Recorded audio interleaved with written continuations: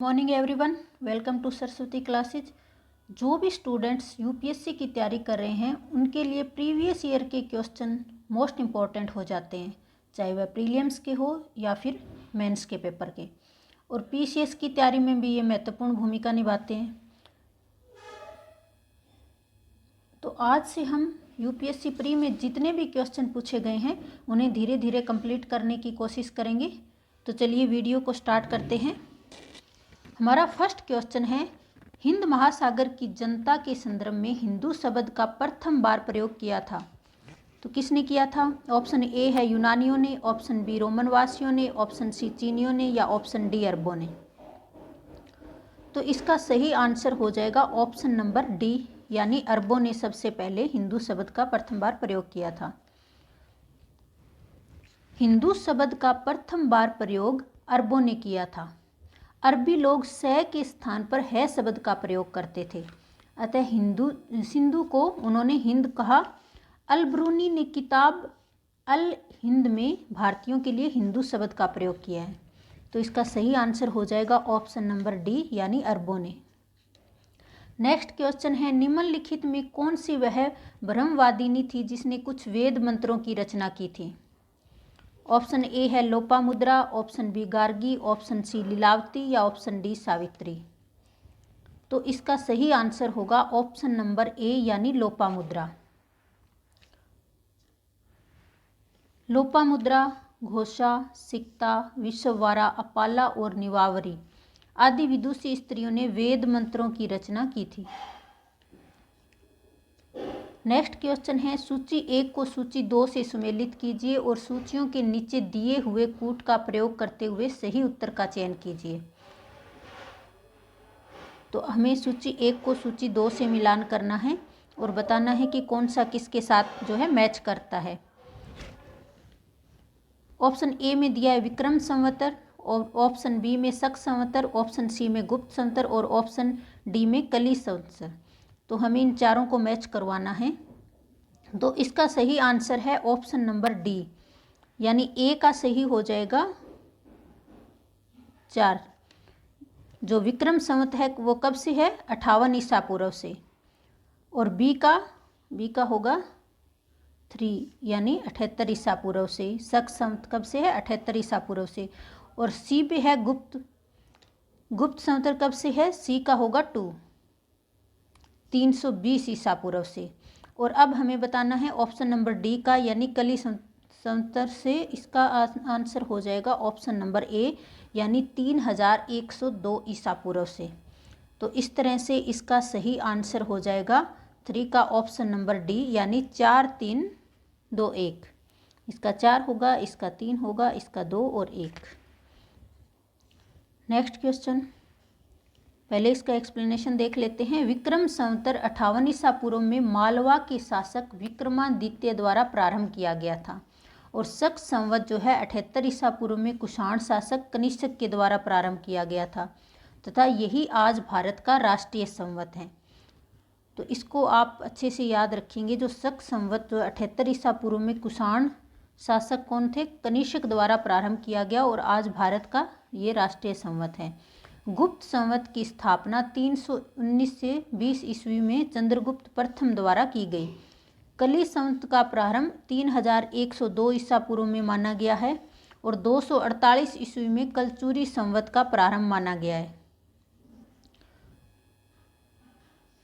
Next question है, गुप्त काल में लिखित संस्कृत नाटकों में स्त्री और शूद्र बोलते हैं? संस्कृत, प्राकृत, पाली या शौरसेनी। तो गुप्त काल में जो लिखित है संस्कृत नाटकों में स्त्री और शूद्र क्या बोलते थे? तो इसका सही आंसर हो जाएगा ऑप्शन नंबर बी, यानी प्राकृत भाषा का वो प्रयोग करते थे। गुप्तकालीन नाटकों में निम्न सामाजिक स्तर के लोग यानी शूद्र तथा स्त्रियां प्राकृत तथा उच्च सामाजिक स्तर के लोग संस्कृत बोलते थे। क्वेश्चन नंबर 5 है, अशोक का अपने शिलालेखों में सामान्यतः जिस नाम से उल्लेख हुआ है वह है? ऑप्शन ए है Chakravarti, option B Dharmdev, option C Dharmakriti या ऑप्शन डी प्रियदर्शी। तो इसका सही आंसर हो जाएगा ऑप्शन नंबर डी, यानी प्रियदर्शी। नेक्स्ट क्वेश्चन है, पहले इसका एक्सप्लेनेशन देख लेते हैं। अशोक के अधिकांश शिलालेखों एवं अभिलेखों में उसे प्रियदर्शी भी कहा गया है। यद्यपि कुछ शिलालेखों में देव नाम प्रिय तथा अशोक का भी उल्लेख मिलता है। प्राचीन संस्कृत ग्रंथों में प्राप्त यवन प्रिय शब्द द्योतक था। द्योतक का अर्थ है कि किसके लिए प्रयोग किया गया था। ऑप्शन ए है एक प्रकार की उत्कृष्ट भारतीय मलमल का, ऑप्शन बी हाथी दांत का, ऑप्शन सी नृत्य के लिए यवन राजसभा में भेजी जाने वाली नर्तकियों का, ऑप्शन डी काली मिर्च का। तो इसका सही आंसर होगा ऑप्शन नंबर डी यानी काली मिर्च का। यवन इंडो ग्रीक थे, उन्हें काली मिर्च बहुत अधिक पसंद थी, इसलिए काली मिर्ची का नाम ही यवन प्रिय हो गया और तब से इसे यवन प्रिय नाम से जाना जाता है। क्वेश्चन नंबर 7 है, अणुव्रत सिद्धांत का प्रतिपादन किया था। महायान बौद्ध संप्रदाय ने, हीनयान बौद्ध संप्रदाय ने, ऑप्शन सी जैन धर्म ने, ऑप्शन डी लोकायत शाखा ने। तो अणुव्रत सिद्धांत का प्रयोग किसने किया था? इसका सही आंसर होगा जैन धर्म ने। जैन धर्म में 5 महाव्रतों अहिंसा, सत्य, अस्तेय, अपरिग्रह, ब्रह्मचर्य के पालन का विधान है। जैन भिक्षु इसे कठोरता से पालन करते हैं। गृहस्थ जीवन व्यतीत करने वाले जैनियों के लिए भी ये 5 नियम अनिवार्य हैं, किंतु उनकी कठोरता में कमी कर दी गई है, इसलिए इसे अणुव्रत कहा जाता है।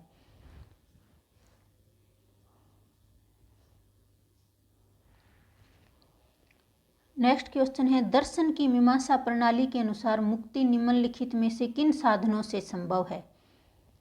ज्ञान से, भक्ति से, योग से या कर्म से?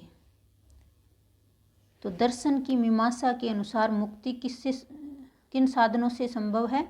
तो इसका सही आंसर होगा ऑप्शन नंबर डी यानी कर्म से। मीमांसा का अर्थ खोज या छानबीन होता है। इसके 2 भाग हैं, पूर्व मीमांसा और उत्तर मीमांसा। पूर्व मीमांसा धर्म की व्याख्या सद्गुणों, नैतिकता और कर्तव्य के रूप में करती है। मीमांसा दर्शन शास्त्र कर्म के सिद्धांत पर जोर देता है, जिसके अनुसार कर्म मुक्ति का माध्यम बन सकता है। नेक्स्ट क्वेश्चन है, चोल काल के दौरान नटराज की कांस्य प्रतिमा देवता को निरपवाद रूप से निम्नलिखित के साथ दिखाती है। 8 हाथ के साथ, 6 हाथ, 4 हाथ या 2 हाथ। यानी चोल काल के दौरान जो नटराज की कांस्य प्रतिमा देवता को निरपवाद रूप से, यानी जो कांस्य प्रतिमा थी उसके कितने हाथ दिखाए गए हैं? तो इसका सही आंसर हो जाएगा ऑप्शन नंबर सी यानी 4 हाथ। नटराज की 4 हाथों वाली कांस्य प्रतिमा जो है, कांस्य प्रतिमा चोल काल की मूर्ति कला की सर्वोत्तम उदाहरण है। प्राचीन भारत के विश्वोत्पत्ति विषयक धारणाओं के अनुसार 4 युगों के चक्कर का क्रम इस प्रकार है। यानी हमें इनमें बताना है कि सबसे पहले कौन सा युग आया था और सबसे अंत में कौन सा। ऑप्शन ए में है द्वापर, कृत, त्रेता और कलयुग। ऑप्शन बी में है कृत, द्वापर, त्रेता और कलयुग। ऑप्शन सी में है कृत, त्रेता, द्वापर और कलयुग। और ऑप्शन डी में है त्रेता, द्वापर, कलयुग और कृत। तो इसका सही आंसर हो जाएगा ऑप्शन नंबर सी। सबसे पहले कृत, फिर त्रेता, फिर द्वापर और फिर कलयुग। सृष्टि के संपूर्ण काल को 4 युगों में बांटा गया है, जिसका क्रम इस प्रकार है, कृत है, त्रेता है, द्वापर है और कलयुग है। देवदासी संस्था के प्रसंग में निम्नलिखित में से कौन सा मंदिर समाचारों में चर्चित रहा है? तो देवदासी संस्था के प्रसंग के लिए कौन सा मंदिर चर्चा में रहा है? ऑप्शन ए में है जगन्नाथ मंदिर पुरी का, ऑप्शन बी पशुपतिनाथ मंदिर काठमांडू का, ऑप्शन सी कंदरिया महादेव मंदिर खजुराहो का या ऑप्शन डी 64 योगिनी मंदिर भेड़ाघाट का। तो इसका सही आंसर हो जाएगा ऑप्शन नंबर ये ए यानी जगन्नाथ मंदिर जो पुरी में है। पुरी कहाँ पे है? उड़ीसा में।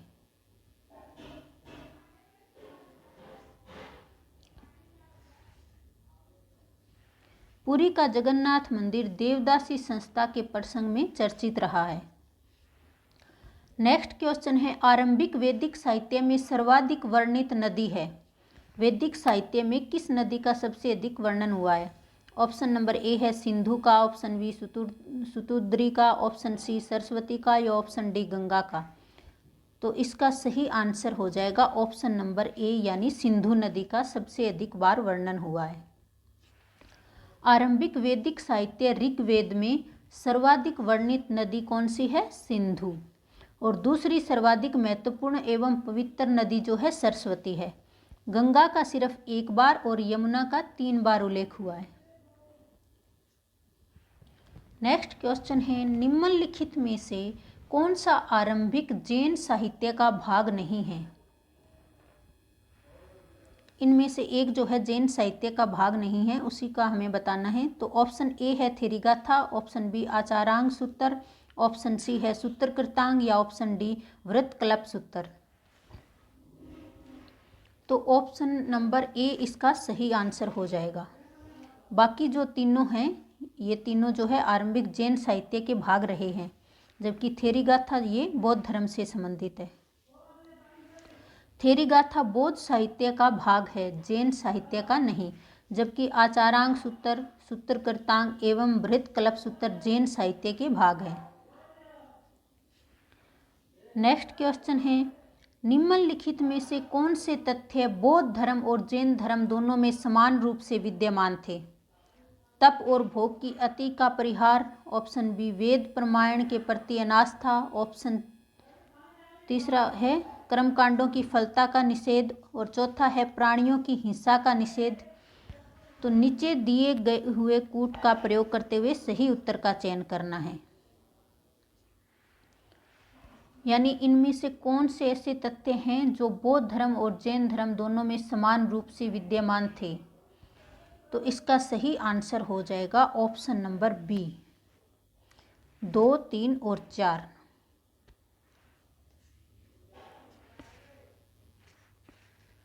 ये जो है गलत होगा।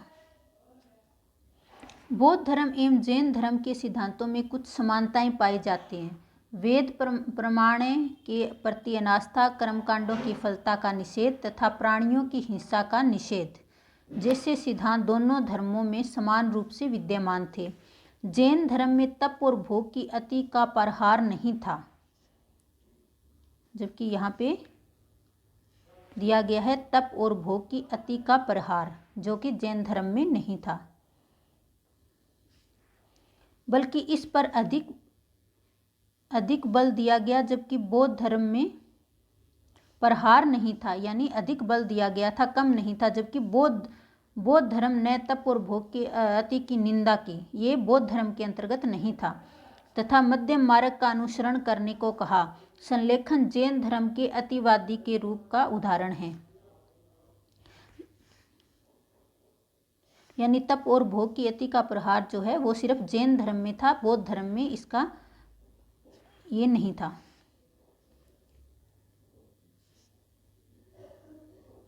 नेक्स्ट क्वेश्चन है, प्राचीन भारतीय समाज के प्रसंग में निम्नलिखित शब्दों में से कौन सा शब्द शेष 3 के वर्ग का नहीं है? ऑप्शन ए है कुल, ऑप्शन बी वंश, ऑप्शन सी कोश या ऑप्शन डी गोत्र। तो इसका सही आंसर होगा ऑप्शन नंबर सी, यानी कुल, वंश और गोत्र ये तीनों जो हैं किसी परिवार की जो है परिवार से संबंधित है। जबकि कोश जिसे हम खजाना भी कहते हैं, कोश शब्द खजाने के लिए प्रयुक्त किया जाता है और बाकी तीनों शब्दों का संबंध जो है परिवार से है। निम्नलिखित में से कौन गुप्त काल में अपनी आयुर्विज्ञान विषयक रचना के लिए जाना जाता है? ऑप्शन ए है Saumil, option B Shudraka, option C Shaunaka या ऑप्शन डी सुश्रुत। इनमें से कौन ऐसा है जो गुप्त काल में अपनी आयुर्विज्ञान विषयक रचना के लिए जाना जाता है? तो इसका सही आंसर हो जाएगा ऑप्शन नंबर डी यानी सुश्रुत। सुश्रुत गुप्त काल में अपनी आयुर्विज्ञान विषयक रचना सुश्रुत संहिता के लिए जाने जाते हैं। इनका आविर्भाव चरक के कुछ समय बाद हुआ था। इन्होंने शल्य चिकित्सा के 121 उपकरणों का उल्लेख किया है। इन्हें शल्य चिकित्सा एवं प्लास्टिक सर्जरी का जनक माना जाता है। तो आप ये भी याद रखेंगे, शल्य चिकित्सा एवं प्लास्टिक सर्जरी का जनक। नेक्स्ट क्वेश्चन है, निम्नलिखित में से किस मूर्ति कला में सदैव हरित सत्रित चट्टान का प्रयोग माध्यम के रूप में होता था? ऑप्शन ए है मौर्य मूर्ति कला का, ऑप्शन बी मथुरा मूर्ति कला का, ऑप्शन सी बरहुत मूर्ति कला का, या ऑप्शन डी गांधार मूर्ति कला का। तो इसका सही आंसर हो जाएगा ऑप्शन नंबर सी, यानी बरहुत मूर्ति कला जो थी उसमें सदैव हरित सत्रित चट्टान का प्रयोग माध्यम के रूप में होता था। अब इसका एक्सप्लेनेशन भी देख लेते हैं। बरहुत स्तूप 3री शताब्दी ईसा पूर्व में मौर्य सम्राट अशोक ने स्थापित करवाए थे। हमें यहाँ पे ये भी याद रखना है कि बरहुत स्तूप जो है किसके द्वारा स्थापित करवाए गए थे? सम्राट अशोक के द्वारा। परंतु 2री शताब्दी ईसा पूर्व में भी शुंग काल के दौरान इन स्तूपों पर कलात्मक कार्य प्रारंभ हुए थे। बरहुत से प्राप्त अवशेषों में बुद्ध की पूर्व जन्म की जातक कथाओं के दृश्य तथा वृक्ष वेदिकाएं, पुष्प, जानवरों की आकृतियां आदि रेखांकित कर बनाई गई है। बरहुत मूर्ति कला में सदैव हरित सत्रित चट्टान का प्रयोग माध्यम के रूप में होता था। नेक्स्ट क्वेश्चन है, सूची 1 को सूची 2 से जो है सुमेलित करना है तथा सूचियों के नीचे दिए गए कूट का प्रयोग करते हुए सही उत्तर का चयन करना है। तो आपको बताना है कि जो सूची 1 में दिया गया है वो सूची 2 में किससे संबंधित है। तो Vishakh Datta option number A जो है इसका संबंध किससे था? इसका सही आंसर है ऑप्शन नंबर सी। तो विशाख दत्त का संबंध ए का हो जाएगा नाटक से, यानी ऑप्शन नंबर 2। और वराहमिहिर का संबंध हो जाएगा बी का 3 खगोल विज्ञान से। चरक हमने पिछले क्वेश्चन में देखा है वो किससे संबंधित थे? चिकित्सा से। और ब्रह्मगुप्त का संबंध हो जाएगा गणित से, यानी 2, 3 और 1, 4 इसका सही आंसर हो जाएगा।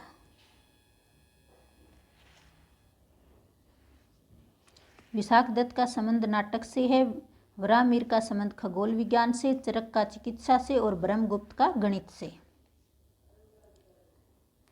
विशाख दत्त का संबंध नाटक से है जिन्होंने मुद्रा राक्षस नामक नाट्य ग्रंथ की रचना की थी। कई बार ये क्वेश्चन भी पूछा गया है कि मुद्रा राक्षस नामक नाट्य ग्रंथ की रचना किसने की थी? तो वो की थी विशाख दत्त ने। और वराहमिहिर का संबंध खगोल विज्ञान से है। इनको भी आप अच्छे से अलग अलग याद रखेंगे। और इनकी बृहत संहिता, वृत्त जातक, लघु जातक, पंच सिद्धांतिका आदि प्रसिद्ध रचनाएं हैं। चरक का संबंध चिकित्सा से हैं जिनकी प्रसिद्ध रचना चरक शास्त्र है। और ब्रह्मगुप्त का संबंध गणित से है, इन्होंने ब्रह्म सिद्धांत की रचना की थी। तो ये सभी क्वेश्चन मोस्ट इम्पोर्टेंट हो जाते हैं। नेक्स्ट क्वेश्चन है, प्राचीन भारत के निम्नलिखित ग्रंथों में से किस में पति द्वारा प्रत्येक पत्नी के लिए विवाह विच्छेद की अनुमति दी गई है? यानी किसी पति के द्वारा यदि पत्नी का त्याग कर दिया जाता है तो पत्नी जो है विवाह विच्छेद कर सकती है। इसकी अनुमति किस ग्रंथ में दी गई है?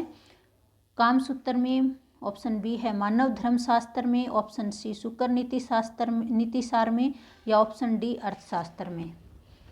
तो इसका सही आंसर हो जाएगा ऑप्शन नंबर डी, यानी अर्थशास्त्र में। अर्थशास्त्र में पति द्वारा प्रत्येक पत्नी के विवाह विच्छेद की अनुमति दी गई है। अर्थशास्त्र की रचना कौटिल्य के द्वारा की गई थी। यह राजनीतिक शास्त्र पर लिखी गई पुस्तक है। यानी अर्थशास्त्र किस पे लिखी गई है? राजनीति शास्त्र पे, जबकि इसका नाम है अर्थशास्त्र। और ये कौटिल्य यानी चाणक्य के द्वारा लिखी गई है। विवाह विच्छेद के लिए अर्थशास्त्र में मोक्ष शब्द का प्रयोग किया गया है। नेक्स्ट क्वेश्चन और आज की हमारे इस वीडियो का लास्ट क्वेश्चन है, सूची 1 को सूची 2 से सुमेलित कीजिए और सूचियों के नीचे दिए गए कूट का प्रयोग करते हुए सही उत्तर का चयन कीजिए। तो पहले हमें बताना है सूची 1 का सूची 2 से मिलान करना है। तो गुप्त का संबंध किससे था? इसका सही गुप्त का संबंध था देवगढ़ से। और चंदेल, इसका सही होगा खजुराहो से। और चालुक्य का संबंध था बादामी। और डी यानी पल्लव का संबंध था पनमले से। तो इसका सही आंसर हो जाएगा ऑप्शन नंबर ए, यानी 4, 3 और 1 और 2। गुप्त किससे संबंधित है? देवगढ़ से। चंदेल खजुराहो से। चालुक्य बादामी। और पल्लव जो है पनमले से। वंश एवं स्थान का सही संबंध इस प्रकार है। गुप्त जो देवगढ़ से है, चंदेल खजुराहो से है, चालुक्य बादामी से और पल्लव पनमले से। तो आज की हमारी ये वीडियो यहीं पे समाप्त होती है। नेक्स्ट वीडियो में आगे के हम क्वेश्चन के साथ इसी प्रकार जो है वीडियो बनाते रहेंगे। तो आपको हमारी वीडियो कैसी लगी है हमें कमेंट बॉक्स में ज़रूर बताएं। और अगर आप प्रीवियस ईयर के सारे क्वेश्चन को अच्छे से कंप्लीट करना चाहते हैं तो हमारे इस चैनल को सब्सक्राइब कर लें। नेक्स्ट वीडियो में फिर मिलेंगे, तब तक के लिए धन्यवाद।